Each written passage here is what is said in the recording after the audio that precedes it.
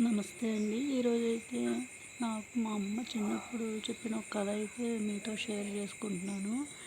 ఏంటంటే నా చిన్నతనంలో మాకు హై స్కూల్ ఉండేదండి. ఆ చుట్టూ కంచె ఉండేదనమాట. అక్కడ పూల మొక్కలు పెంచేవారు. అది నేను చదువుకున్న హై స్కూలే.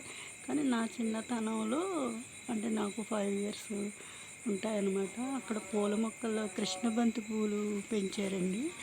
అయితే కంచి పక్కమ్మట ఉన్నాయన్నమాట. అక్కడైతే ప్రహరీ అయితే ఉండేది కాదు, కంచి ఉండేది. ఆ కంచి పక్కన అయితే కృష్ణబంతి పూలు ఎర్రగా అట్రాక్టివ్గా ఉంటున్నాయి. అయితే నేను హై స్కూల్ దగ్గరికి ఆడుకోవడానికని పిల్లలతో వెళ్ళాను. ఆడుకున్న తర్వాత అది చూడగానే పువ్వులు చూసి అట్రాక్ట్ అయ్యి నేనైతే పువ్వులు కోసి తీసుకొచ్చేసానండి. ఎవరు లేరు కదా, స్కూల్ అయిపోయింది, కట్టేసి వెళ్ళిపోయారు. 5:30, 6 అవుతుందన్నమాట. ఆ చుట్టుపక్కల పిల్లలు కూడా కోసుకున్నారు. వాళ్ళతో పాటు కూడా నేను కోసి తెచ్చేసాను. తెచ్చిన తర్వాత మా అమ్మ నన్ను కొట్టలేదు, తిట్టలేదు. నాకు ఒక కథ చెప్పారనమాట. ఏంటంటే తోటకూర కథ. తోటకూర కథ ఏంటనంటే పక్కన పడుకోబెట్టుకొని తోటకూర కథ అనగనగా ఒక అమ్మ ఒక కొడుకు ఉన్నారంట. కొడుకు చిన్నతనంలో ఎక్కడి నుంచో తోటకూర కోసి తీసుకొచ్చాడు. ఆ తోటకూర ఎక్కడి నుంచి తీసుకొచ్చావని అడగకుండా, చాలా బాగుంది నాయన, నువ్వు తెచ్చిన తోటకూర చాలా బాగుంది, మళ్ళీ తీసుకురా అని చెప్పేసి వండిందంట. వండింది. అమ్మ కూర చాలా బాగుంది, ఎక్కడిది అని అంటే, నువ్వు తీసుకొచ్చిన తోటకూర నాయన, వండాను, కూర కూడా చాలా బాగుంది, మళ్ళీ తీసుకురా అని చెప్పిందంట. అలా మళ్ళీ అలా తీసుకొస్తుంటే అమ్మ అయితే వండి పెట్టిందంట. వండి పెట్టిన తర్వాత కొన్నాళ్ళు అయిన తర్వాత స్కూల్లో జాయిన్ అయ్యాడంట పిల్లోడు.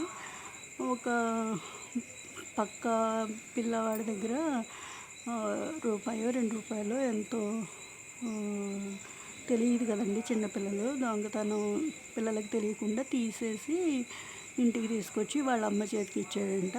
అప్పుడు కూడా వాళ్ళ అమ్మ ఎక్కడిది అని అడగకుండా ఆ రూపాయి తీసుకొని దాచుకొని ఇంట్లో ఖర్చులకి అది ఖర్చు పెట్టిందంట. అలాగ రూపాయలు అన్నది 10 రూపాయలు, 10 రూపాయలు అన్నది 100 రూపాయలు, 100 రూపాయలు అన్నది అలాగా ఒక పెద్ద దొంగలాగా అయిపోయాడంట. అప్పటికి కూడా తల్లికి ఎక్కడ డబ్బులు బాగా ఎక్కువ తెచ్చిస్తున్నాడు అన్న సంతోషంలోనే ఉందంటే కానీ కొడుకు ఎక్కడి నుంచి డబ్బులు తెస్తున్నాడు అని ఎప్పుడూ ఆలోచించలేదంట. కానీ అడగను లేదంట, కొడుకు డబ్బులు తేవడమే చూసిందంట. కానీ కొడుకుని మాత్రం ఎప్పుడు నువ్వు ఎక్కడి నుంచి తెస్తున్నావు, ఎలా తెస్తున్నావు అని అయితే మాత్రం ప్రశ్నించలేదంటండి. అప్పుడు అలాగే ఒక పెద్ద గజ దొంగ కూడా అయిపోయి హత్యల వరకు కూడా వెళ్ళిపోయాడంట. అప్పుడు హత్యల వరకు కూడా వెళ్ళిపోతే అప్పుడు పోలీసులకు అది దొరికిపోతే అతనికి మరణశిక్ష పడిందంట. అప్పుడు మరణశిక్ష పడిన తర్వాత నీకు ఆఖరి కోరిక ఏంటి నాయన అని అంటే, మా అమ్మని పిలిపించండి అని అన్నాడంటండి. సరే అయితే అని వాళ్ళమ్మ, మీ ఆఖరి కోరిక మీ అబ్బాయి ఆఖరి కోరిక నిన్ను కలవాలంటున్నాడని చెప్పేసి తీసుకొని వెళ్ళారంటండి. వెళితే అయితే మా అమ్మని దగ్గరకు పంపించండి అన్నాడంట. అయితే దగ్గరకు పంపించిన తర్వాత అమ్మ ఒక్కసారి నీ చెవి ఇలా ఇవ్వమ్మా అని అడిగాడంటండి. ఎందుకమ్మా అంటే, ఒకసారి ఇవ్వి, నీ చెవి నా దగ్గర పెట్టు, నీకు మాట చెప్పాలి అన్నాడంట. అయితే చెవి దగ్గర పెడితే మాట చెప్తాడేమో అనుకుందంట తల్లి. అయితే ఆ కొడుకు ఏం చేశాడంటే చెవిని గట్టిగా కురికాడంటండి.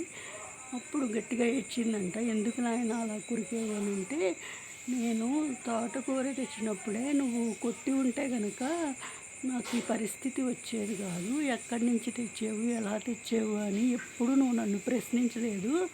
అలా ప్రశ్నించుండడం అయితే, నువ్వు నాకు తప్పు అని చెప్పుండడం అయితే నాకు ఈరోజు ఇలాంటి దుస్థితి వచ్చి ఉండేది కాదు కదా అమ్మ అని అన్నాడంట అతను.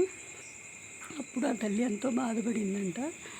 అప్పుడు ఈ తల్లి అప్పుడు బాధపడిందంటండి. అప్పుడు బాధపడితే ఏమిటికి సుఖమే ఉంది, అంతా అయిపోయింది కదా, జరగవలసిందంతా జరిగిపోయింది కదా.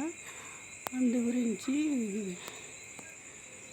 మనం ఈ కథలో నీతి ఏంటంటే పిల్లలు తెలియక తప్పు చేసినా కూడా మనం తప్పుని తప్పు అని వెంటనే వాళ్ళకి తెలియజేయాలండి. అలా తెలియజేస్తే గనక వాళ్ళకి అర్థమవుతుంది.